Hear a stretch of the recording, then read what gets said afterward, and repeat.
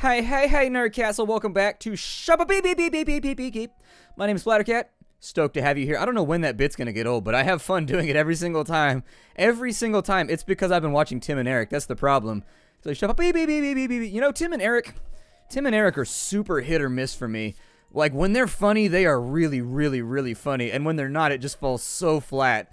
Like, they're one of the few comedy duos that I've ever seen that are so, like, temperamental like that, where sometimes they are just dead on. And then other times you're just like, I don't even want to, I'm just going to change the channel. I can't do this right now. I love Tom Goes to the Mayor. Tom Goes to the Mayor was the best thing they ever made. That was the show for me that actually, like, made me know who they were. I know that, like, for example, I think Tim... Well... which one's the tall one? Either way, the tall one in the group. I can't remember their names now individually. Like, they always come as a unit, and so I never really... It's kind of like Bebop and Rocksteady.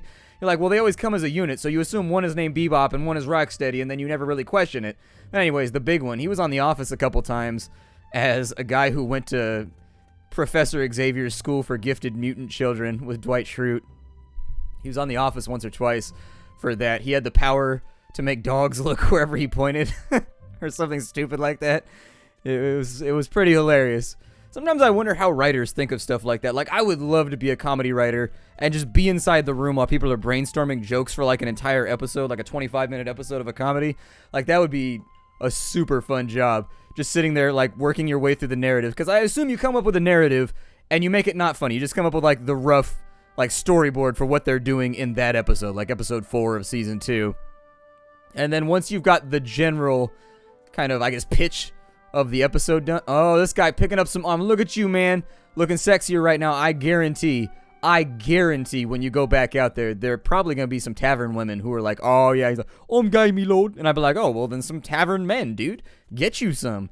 Get on out there and play with the stick, son. You deserve it. You spent that money in here. I'm going to put in a good word for you. You did track a lot of mud into my store, though. It might be worth it to go get floor mats. I'm in a really, really good mood right now. I'm recording this batch on, like, New Year's Eve, and I feel good. I feel good about the upcoming year. And the thing I was trying to tell people is a lot of people get bummed out on New Year's because, like, they didn't do anything that year. They didn't feel like they kind of did anything or, like, moved on in their life. That's okay, man. You don't have to accomplish something every single year of your life. I think that's setting the bar a little bit high. Great things take time. You got to work your way through at a rate which is acceptable to you. You know, there's no hard fused time limit on getting things done over the course of a human life. You feel me? And so anyways, usually I kind of just write it off. I've been a lot more positive, a lot more positive about New Year's. I used to not like New Year's, but I've been more positive about it lately because you're just hanging out with that hat inside my store, huh? That's cool. I mean, I enjoy looking at that hat, so I appreciate you being here. Just chill, have a good time. I gotta watch these skeevy characters, make sure they don't steal from me. I think he bought something and then he threw something else on the floor.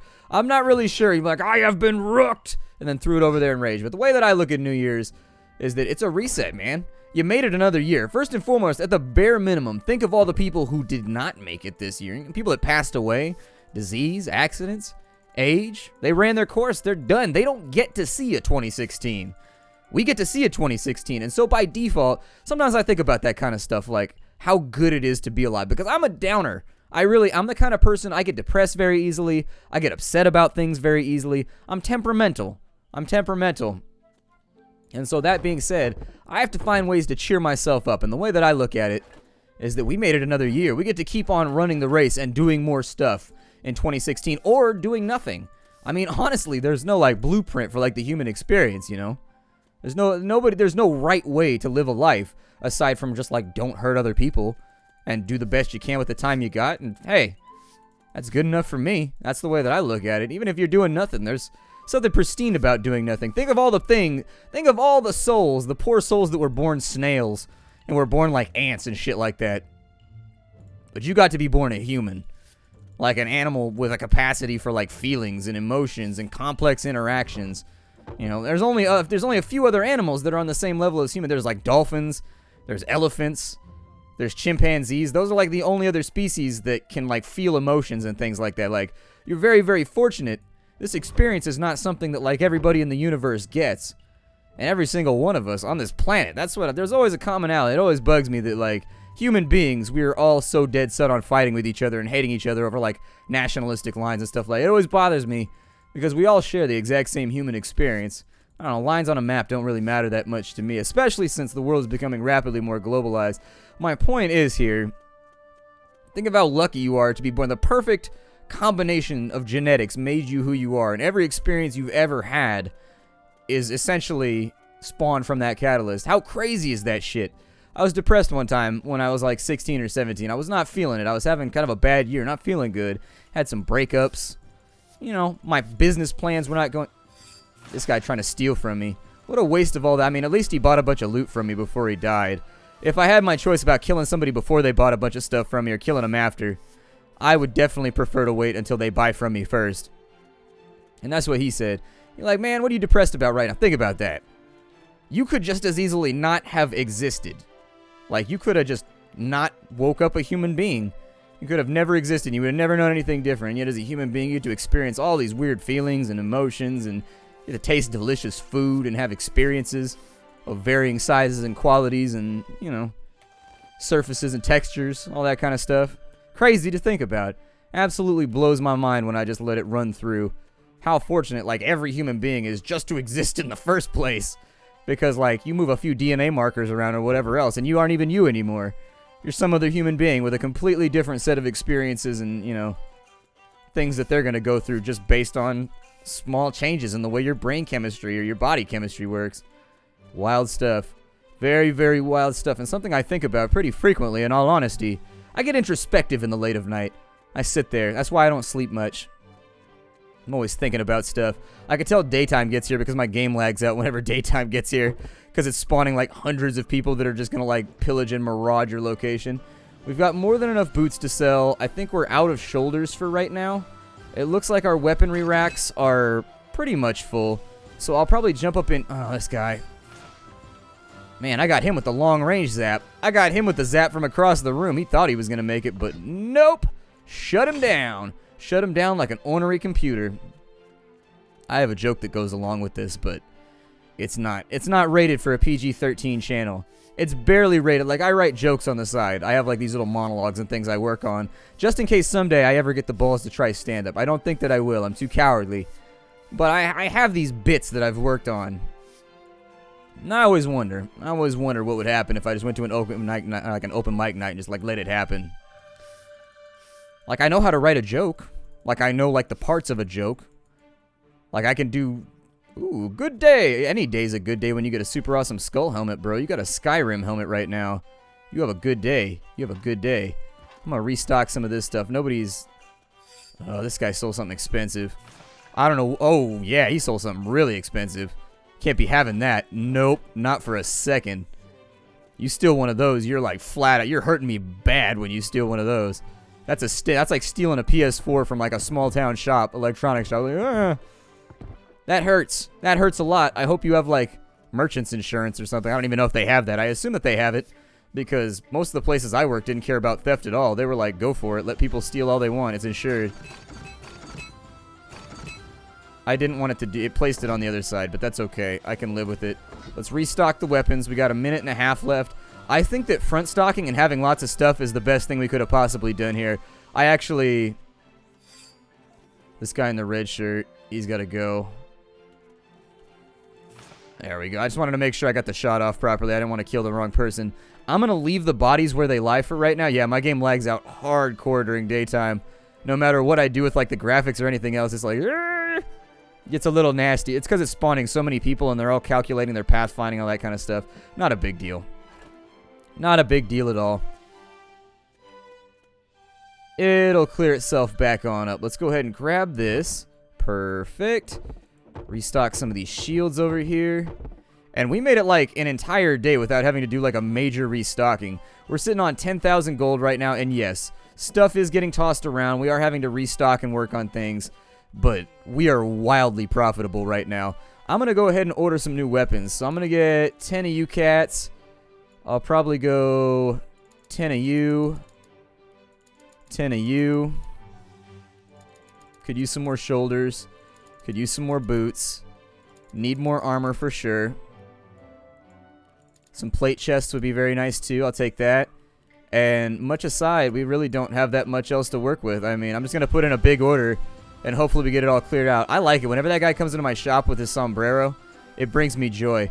I like how they've got like a little bit of Mexican flair. I like sombreros. I used to work with a sombrero when I was a roofer.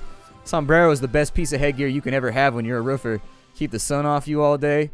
Wrap a bandana around your neck and soak that thing up in water and just let it go. You'll make it. It's a tough job, but somebody got to do it. Ain't nobody really want to do it, but get paid pretty well to do it. There it is. Got our helmets here. Throw a couple of those on the shelves. Sitting on a good amount of stock right now. I wish, actually, I wish there was like a ledger or something you could look at too and figure out exactly how much profit you made for the day and stuff like that. There might be. My ignorance for this game is astounding. It is 100% distinctly possible that something like that already exists, and I'm just unaware of it. We're going to go with all swords for right. Actually, no, let's not do that. I think staying diversified is probably a better goal. The shoulders seem to be going real quickly. I don't know if you've noticed, but the shoulders are going fast. Then again, in RPG and MMO circles, there are few things that are cooler than shoulders. Like, everybody wants shoulders. I remember when I first started playing World of Warcraft, like, when I saw somebody with shoulder pads, like level 10 leather shoulder pads, I was like, that is the shit. I want one of those. How do I get one? And then one of my guildmates gave me a pair that dropped. This guy just stole something. With the shield on his back. Did he? Ah, he was an innocent. Shit. Why is he running, though? I hate that. They run when they're innocent. It's like, why? Why are you taking off looking all guilty?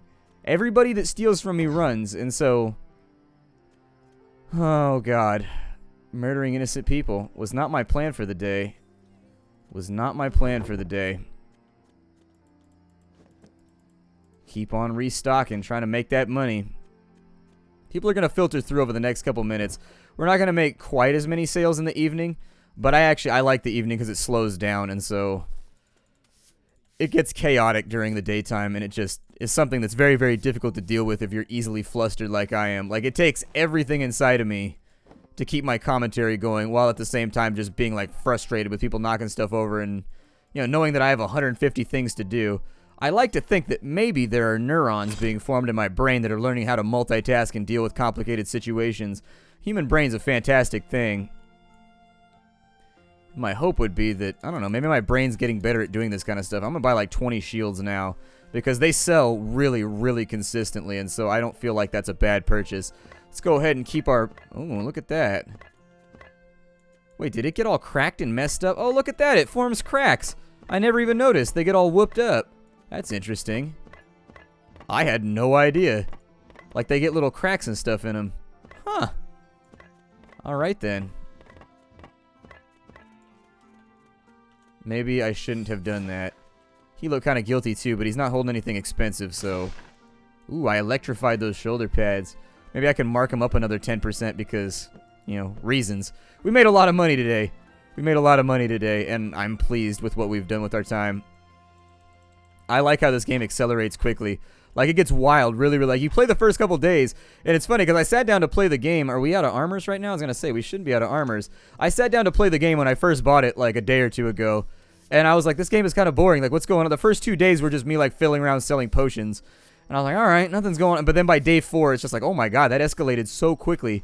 We went 0 to 100 between, like, day 2 and day 4 is really when it starts to accelerate and becomes, like, a force of nature to be reckoned with.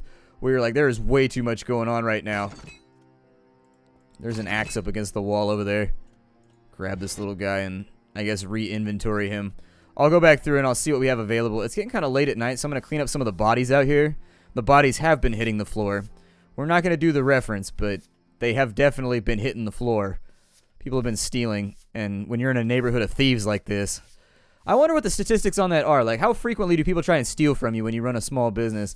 I would assume it's a lot. My dad runs a employment arm. My dad is self-employed. Business he's been running now for like 40 years. And he only deals with like contractual stuff. He doesn't sell like objects. Like, he deals with general contracting, construction, and stuff like that. And people try to cheat him all the time. So I'm just like, man, people can get away with something. They will definitely try to get away with it, especially if it saves them money or whatever. Don't be that guy. I mean, I don't know. Being stolen from is shitty. I did a job one time when I was working in IT. I was trying to make a self-employed type deal, and so I was running around town doing the Geek Squad thing just on my own, fixing people's computers and doing small business networking solutions and stuff like that. And man, the amount of rubber checks I got, I had to start making people pay in cash unless they were at an established like brick and mortar location, because I would go to an apartment, help somebody out with their stuff, they'd run up like $600 worth of services, and then they'd skip town like the next day. And I'd find out they didn't even live at the apartment. That was like their friend's apartment or something like that. And you're just like, oh my God. And so you'd work all day on something and they just rip you off, give you a rubber check or whatever. And it'd bounce and you wouldn't get paid that day for your work. That shit hurts. That sucks when you put in like a full day's labor. You buy a bunch of parts and do some stuff and then you get screwed out of a paycheck and you're left there holding the bag basically. It's bad. It's real bad. It does not feel good. So just don't be that person. Don't disseminate pain, chaos, and entropy in the world. Believe me, entropy and chaos can have their fun moments, but just remember, somebody's got to pay the piper for that entropy and chaos at some point. Let's go ahead and throw the plate chest out there. Let's restock, and after I fully restock, I'm going to take a look. It looks like we're out of helmets actually completely. That's fine. I want to restock all the shelves, and so once we're completely and totally 100% restocked, that'll give me, we're out of gloves completely. Okay. And so I wanted leather gloves over here, studded gloves over here. Do I have leather gloves in here? I do not. Plate boots, we've got 6. Let's go ahead and get our orders going. It looks like we're pretty good on frost resistance potions. We're pretty good on health potions. I'll probably go in on 20 of those. They're cheap, so I can afford to keep a huge backstock of them. Frost resist potions, kind of the same way. I can afford to keep a lot of them in my inventory. They don't cost much. Once those come in, I know we need gloves, so I'm going to work on one thing at a time. I'm going to go for 20 pairs of these gloves. Maybe actually, let's go for 2 full racks full. Yeah, that's great. And then we'll go for 2 full racks full of these as well, so that we can restock them as time goes along. Plate helmets, we're going to do the exact same thing. I'm going to try and get a fistful of these guys. And once we're restocked, we'll be ready to go. There's not going to be a lot of renovations or anything to do. I might add a couple more weapon racks right here, just to make this the weapon side of the store. And I might make it double-sided so that you've got weapon racks running down this way too. And at that point, I don't really know what I want to add. I need to get some bot bays in here. That's actually what we were saving for. On my skill list, we have 101 right now. Did this cost 100? It costed 100. And so now we've got engineering stuff, which is a really, really big deal. We probably won't be able to deploy it until the end of the next episode after we take in a few more profits. Right now I'm working on making sure that our backstock is enormous. I want our inventory to be well filled out.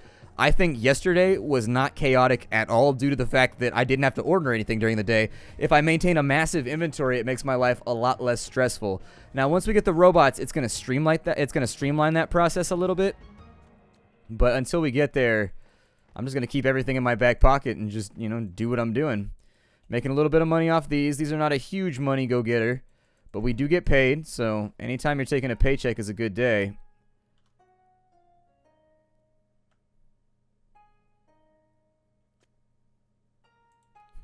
Alright, well, I'm just going to leave that one blank for right now. And we'll just play as though. We will just play as though that bottom left-hand corner. See, it worked out okay right there. Why ain't it working? It's got to be, it's just the angle. It's also, I think the wall's messing with it because all the other ones, I don't have any trouble putting things down in there. It's just this one. Yeah. I think it's just that one. I'm going to leave it alone. I don't feel like messing with it right now. We'll throw some potions in there. This one's for health potions. Not a big money earner, but hey, you sell 30 or 40 of them over the day. It's another 100 gold. Gotta have those end caps and doorbusters. End caps and doorbusters. They earn money. They earn money, I promise. It's just over time, Let's go ahead and get this lined up as best as I can here. That looks good. It can be really difficult to get these, though, right where you want them. That looks alright. I'll take it. And then we'll go back in. We'll restock these. So I got two-handed swords. I may have to make another weapon shipment order. I don't have a lot of axes on the raxes, though. So maybe I'll do that. And I do have a lot of plain swords, too, which they earn like 35 on every purchase. The money-making process is slow, but we're expanding. Things are getting better. Our shop is becoming more pristine. I'm going to run through and repair everything. I don't do that on camera because I feel like it's kind of one of those boring things that can be omitted in between. A lot of these high volume racks right here are going to lose a lot of durability over the course of the day. And so anyways, I'm going to break it off. My name is Splattercat. Thank you for joining me here at the Nerdcast for the next episode of Shopkeep. I will see you in future episodes. Having a blast with this game. Looking forward to playing it over the long term. We'll see you there. I can't wait till we get to the crafting. We're going to get to like robot building and all kinds of stuff as time goes along. It's just stuff that I don't have any experience with for right now, so I need to practice a little bit on the side. I'll see you in the future. Hi to everybody.